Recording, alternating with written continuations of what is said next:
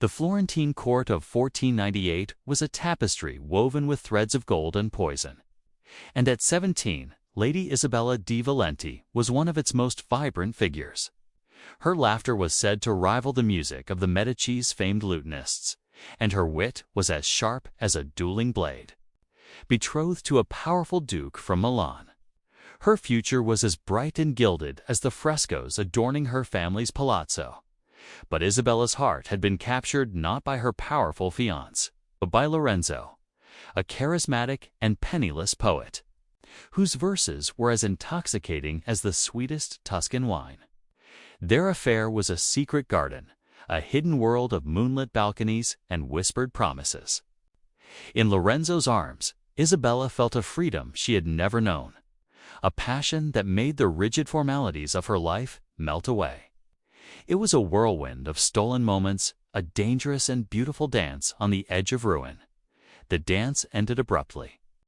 Lorenzo, restless and ever in search of a new muse, vanished from Florence as quickly as he had appeared, leaving Isabella with nothing but memories and a lingering sadness. It was a heartache she was prepared to endure, a secret she would carry to her grave. But Lorenzo had left her with more than just a broken heart. It began subtly, a persistent malaise that stole the roses from her cheeks. Then came the fever that left her weak and trembling, followed by a strange, painless rash that blossomed across her skin. The court physicians, with their talk of imbalanced humors and miasmas, were baffled.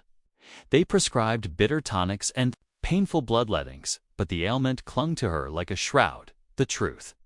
When it was finally whispered to her by a disgraced doctor living in the city's poorest quarter, was a word she had only ever heard in hushed, scornful tones: syphilis.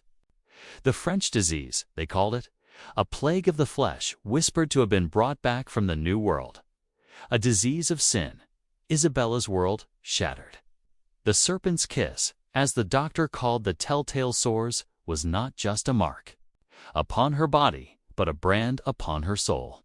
The secret garden of her love for Lorenzo had become a place of thorns and poison. Her life became a performance. Every smile was a mask, every graceful gesture a lie to conceal the growing tremor in her. Hands, the glittering court, once a playground, was now a viper's nest. Rumors, subtle at first, began to circulate. Her betrothal to the Milanese duke was postponed, then quietly broken. Her father's eyes, once full of pride, now held a chilling mixture of pity and shame. She was isolated, a pariah in her own home. The disease was relentless, a slow creeping decay. Her hair began to thin, and the elegant gowns she wore could no longer hide her wasting frame. The pain, once a dull ache, sharpened into a constant, gnawing torment. Desperate, she sought out charlatans and alchemists, enduring excruciating cures of mercury that clouded her mind and loosened her teeth. One evening, staring at her reflection, a pale, haunted specter of the vibrant girl she once was, Isabella realized she had a choice. She could fade away in this gilded cage, consumed by shame and sickness, or she could seize what remained of her life. She began to study. Barred from the formal education of men, she secretly paid a scholar to bring her books on medicine, botany, and philosophy. She learned about the herbs that could soothe her pain, the treatments that offered a glimmer of hope against the ravages of her illness. Her mind, once sharpened by courtly wit, now found a new purpose in the pursuit of knowledge. Isabella never recovered her former life.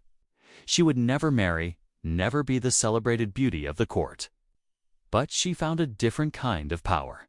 She used her family's wealth to quietly fund a small infirmary in a forgotten corner of Florence. It's a place where those afflicted with the great pax could find care and compassion, away from the judging eyes of society. She became a silent patron of the suffering, her own pain a catalyst for a quiet revolution of kindness. Years later, her body frail, but her spirit unbroken, Isabella would often walk in the small garden of her infirmary. The laughter and vibrant life of the court were a distant echo. But here, amidst the quiet courage of those who, like her, had been branded by the serpent's kiss, she had found a measure of peace. She was no longer the cursed Lady Isabella, but a woman who had taken a curse and transformed it into a legacy of mercy. Her life was not the one she had dreamed of, but it was a life she had forged for herself. A testament to the enduring strength of a spirit that refused to be extinguished. The years that followed were a quiet testament to Isabella's resolve. Her infirmary, tucked away behind a high wall on the Oltrarno, the other side of the Arno River, became a sanctuary known only through desperate whispers. She called it Casa di Speranze, the House of Hope. Here, the gilded hypocrisy of the court was a world away. Life was stripped to its essentials: pain, compassion, and the relentless daily struggle for dignity. Isabella, now in her late 20s, was a different woman. The disease had not halted its slow march. A permanent limp favored her right leg, and she often kept her hands gloved to hide the persistent tremors and scarred skin. She moved with a deliberate grace, her beauty transformed from something vibrant and effortless into a thing of stark, quiet strength. Her knowledge of botanicals and treatments, born of desperation, had surpassed that of many licensed physicians. She devised salves to soothe the painful sores and concocted herbal teas to calm the mercury-induced delirium. Offering comfort where no cure existed, her small staff, a widowed nurse named Agnes, and 2 strong young men who had lost family to the plague, were fiercely loyal. They saw not a disgraced noblewoman, but a leader, a dottoressa of the forgotten. One sweltering afternoon in the summer of 1506, the gates of the Casa di Speranza creaked open.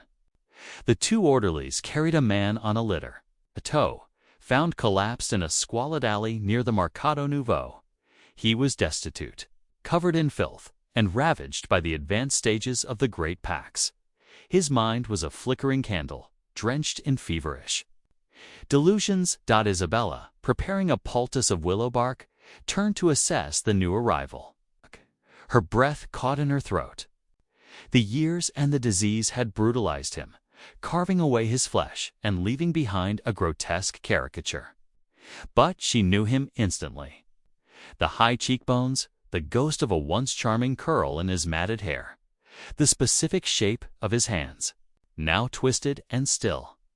It was Lorenzo, the poet who had filled her nights with sonnets, had become a wreck of a man, muttering senseless verses to the shadows. A wave of ice and fire washed over Isabella. The girl within her, the one who had waited on moonlit balconies, screamed in agony and rage.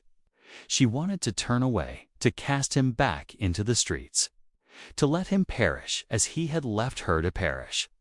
But the woman she had become, the healer, the founder of this house, held her fast.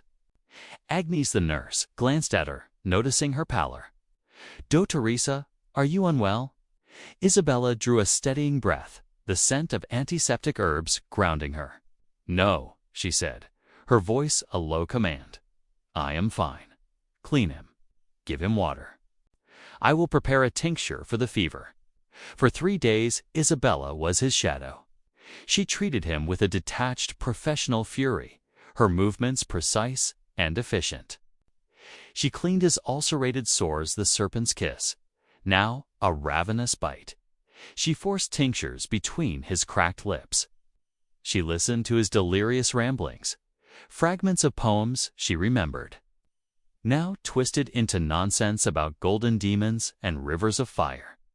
She saw in his suffering the reflection of her own, magnified 100-fold. There was no triumph in it, only a profound and hollow sadness. On the 4th evening, the fever broke. Lorenzo awoke in a moment of terrifying lucidity. His eyes, clear, for the first time in weeks, scanned the simple, clean room. They settled on Isabella, who sat by his bedside, reading a medical text by candlelight. "Isabella." His voice was a dry, rasping whisper, a ghost of its former melodic cadence. She looked up, her face calm and unreadable in the flickering light.